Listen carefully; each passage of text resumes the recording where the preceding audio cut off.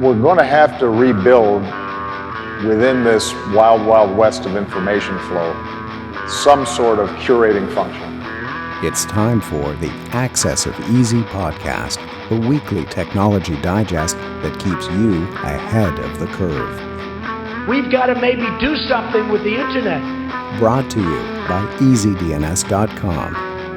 Somebody will say, oh, freedom of speech, freedom of speech. These are foolish people.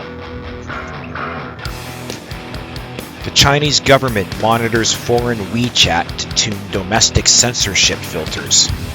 What to do about fake news when the fake gatekeepers are even worse. Facebook assembles a 20-person Supreme Court of free speech, and the software model behind the global coronavirus lockdown turns out to be garbage. Hi there, everybody. It is Mark Jeftovic here with another episode of the Axis of Easy Weekly Digest. This is episode number 145. We're taping this on May the 12th, and you will find the show notes for this week's edition on accessofeasy.com/145. You can also find this podcast on your favorite podcast platforms like Stitcher, Spotify, and iTunes. Please leave a rating and a review for us out there to help other people find the show. Let's do the quotes. If I can find the quotes, here they are. Last week's quote was, "The bulk of misinformation still comes from the class of people calling for censorship. They want their monopoly back," by Matt Taibbi, or however you pronounce his name. He's, he writes for Rolling Stone and so forth. Nobody got it, but it came from an article he wrote called "The Inevitable Coronavirus Censorship Crisis is Here." It's a great read. I would check that out. This week's quote is, "The whole aim of practical politics is to keep the populace alarmed and hence clamorous to be led to safety by an endless series of hobgoblins, most of them imaginary. Remember the rules, don't search it up, and the first person to post the correct source of the quote to the show notes page gets their next domain or web hosting renewal on us."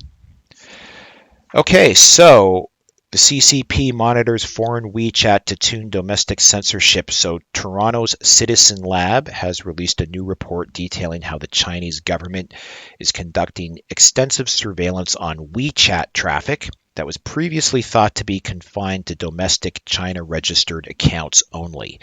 Other key findings include that, quote, "Documents and images transmitted entirely among non-China registered accounts undergo content surveillance wherein these files are analyzed for content that is politically sensitive in China, and files deemed politically sensitive are used to inevitably train up and build up WeChat's Chinese political censorship system," end quote. Citizen Lab reached out to WeChat's parent company, which is Tencent, for a comment on how they handle this, and they didn't get a response. File this one under the "do not try this at home, but negative oil price triggers trading software bug and wipes out a bunch of traders." So Bloomberg tells us the tale of Toronto-based Syed Shah, who normally trades stocks and currencies in his Interactive Brokers account. On April 20th, Shah decided he was going to try his hand at trading oil futures, which was the absolute wrong day to make that decision, because that's the day oil went negative for the first time in history, at one point printing a negative $37 a barrel handle. So Shah walked into that thinking he was buying into an unsustainable discount on oil. He spent $2,400 from his account on futures contracts, starting out at $3.30 a barrel, loaded up on more at 50 cents a barrel, and then it sort of culminated in a crescendo at the unbelievable price of 1 penny a barrel. Although oil didn't just fall to 1 penny a barrel, it kept going below zero, turned negative. Only Shah And any of the other traders on Interactive Brokers that were doing the same thing didn't know this because the platform wasn't coded to handle negative oil prices. None of them knew that the contracts they were buying were actually costing them money the further oil went below zero. So when the end of day settlement notices went out, Shah, who started the day out with a balance of $77,000 in his account, now owed Interactive Brokers $9 million. Interactive Brokers has since acknowledged the negative price exposed a bug in their own system, and so they're going to be making all of these traders whole out of their own book, and it's estimated that that's going to cost them about $113 million. This reminds me of our first Axis of Easy Salon with Charles Hugh Smith and Jesse Hirsh and I, and we discussed this kind of unprecedented signal distortion that's coming out of the system and what that kind of means. Things like negative interest rates, negative prices on oil. It kind of is flashing bright red warning lights on the global monetary system, I think.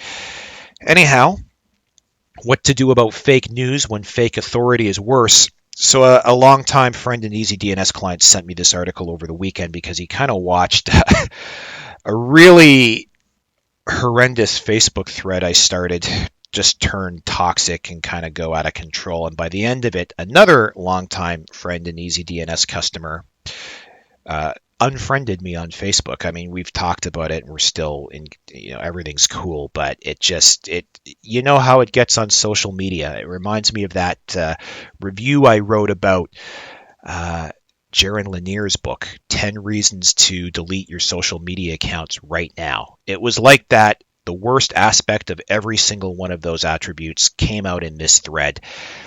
Anyway, the article forwarded to me was by an award-winning journalist and author of the very excellent The Madness of Crowds, Douglas Murray. You should read that book. And he looks at the other side of the fake news coin, which is the fake gatekeeper.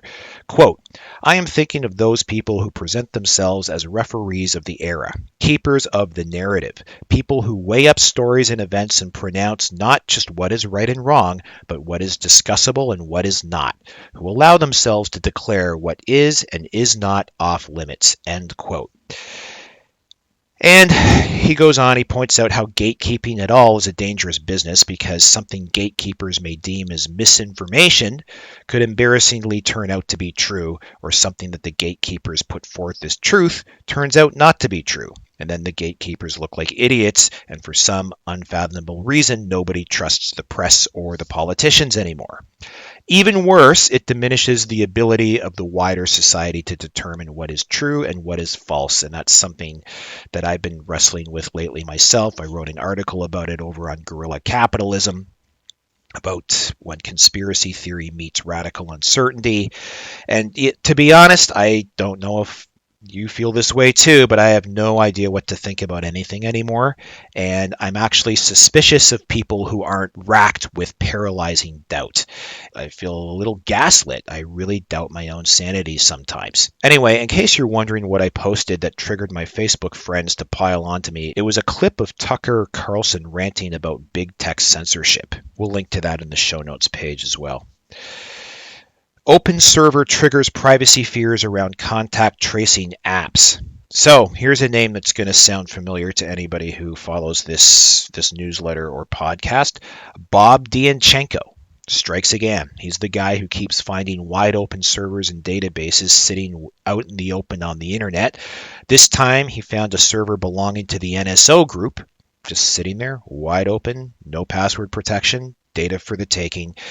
NSO Group has also featured in Axis of Easy in the past. They're the Israeli cyber espionage company that national governments hire to hack into the mobile communications of meddlesome journalists and dissidents, including the ill-fated Jamal Khashoggi. NSO is also under investigation by the FBI for possibly being behind the famous Jeff Bezos phone hack. Anyway, it looks like NSO has been awarded an Israeli government contract to handle coronavirus contact tracing data, and the server Dianchenko found was part of that contract for a system called Fleming.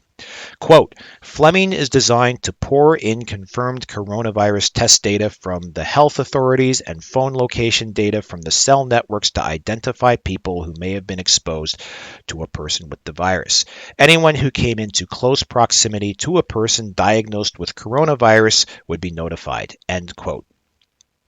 According to NSO, it was only holding test data, so everything's fine, according to them, but I do feel safer knowing that a company whose core competence includes compromising the privacy of citizens being targeted by their own governments has landed a contract to safeguard contact tracing data.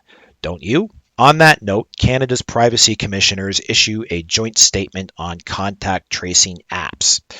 So a joint statement from Canada's federal, provincial, and territorial privacy commissioners put out a set of guidelines that should be followed by all contact tracing apps. The commissioners observed that the coronavirus pandemic has spurred extraordinary measures and that, quote, some of these measures will have significant implications for privacy and other fundamental rights. The choices that our governments make today about how to achieve both public health protection and respect for our fundamental Canadian values, including the right to privacy, will shape the future of our country. End quote.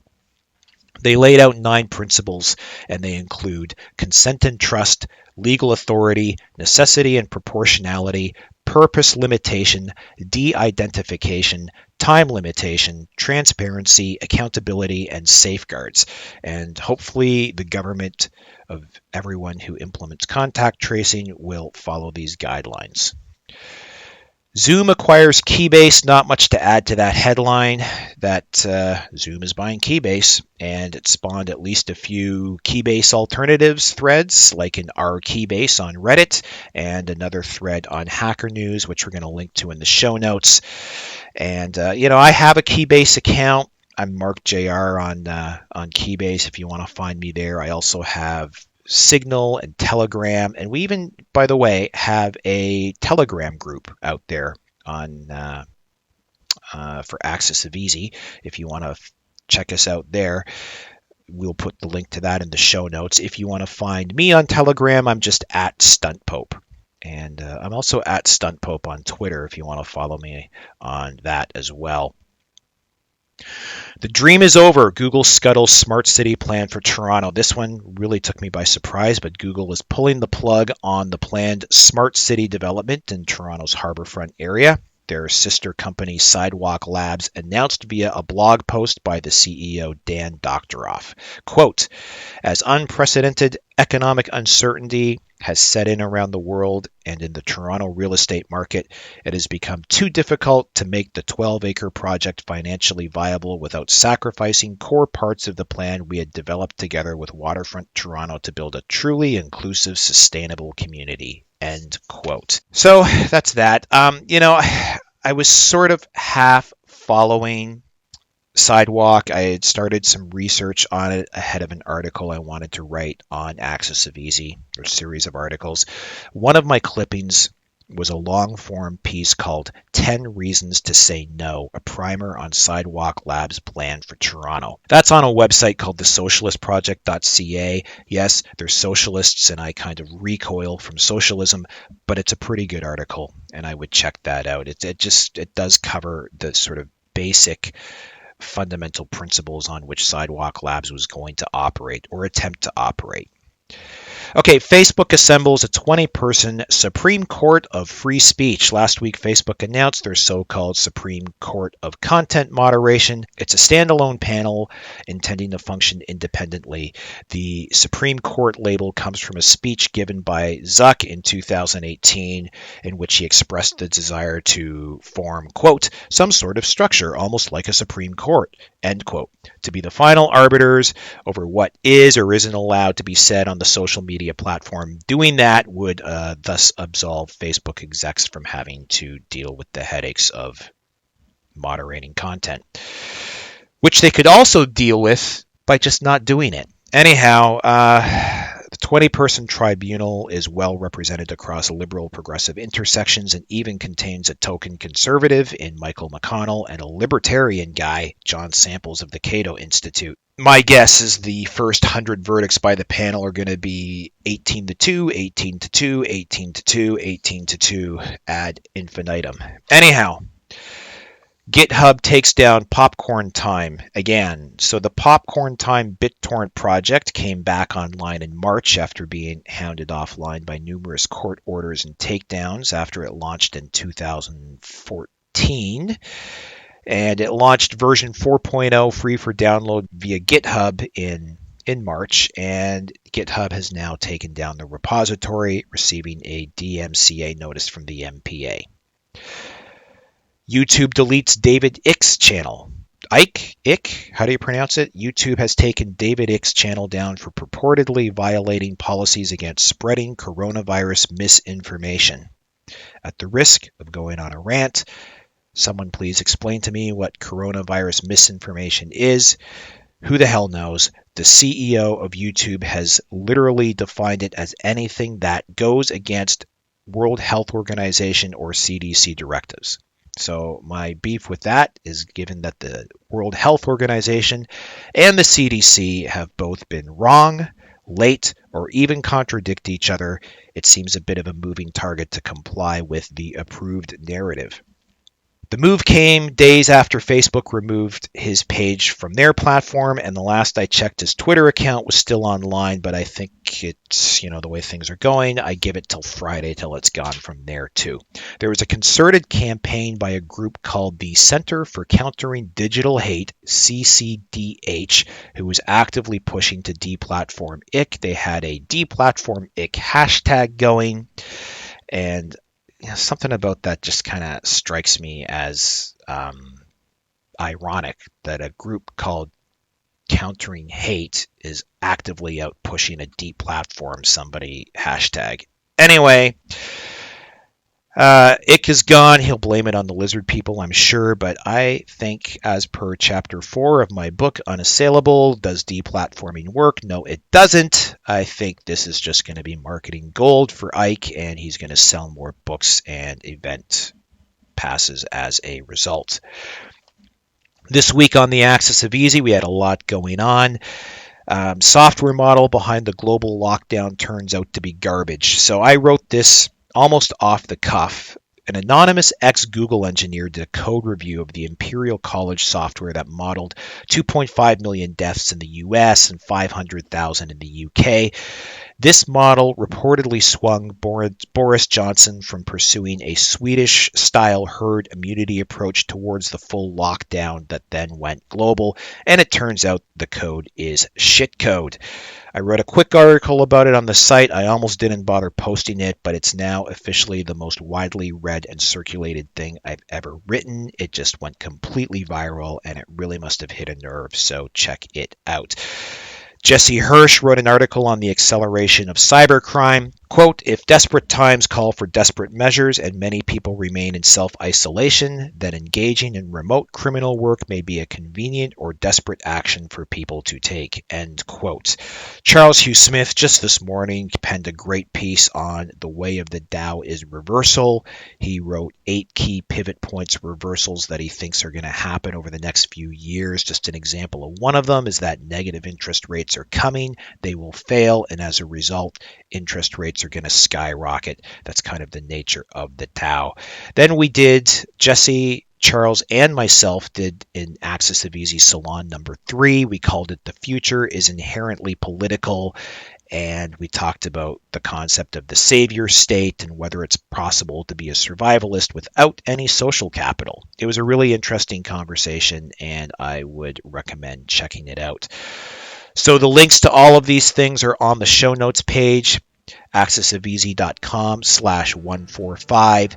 And as always, stay healthy, stay safe, stay sane, and we will see you all next week.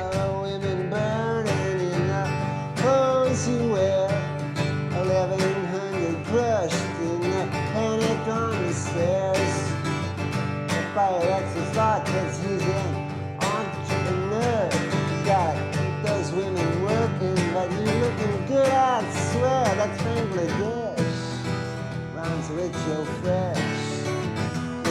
at home.